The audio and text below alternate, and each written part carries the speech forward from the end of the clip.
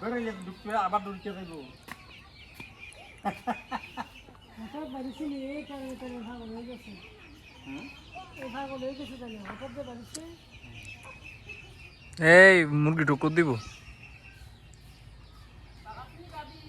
আসি ভালো ভালো আছেন নি ডায়াবেটিস আছে আমার তো মেরে দিল ইঞ্জেকশন হলো ওষুধ খাই ইঞ্জেকশন দিবে না সাথে ঘরে দু তিনবার সাতটা হাসপাতাল হ্যাঁ তো আটবা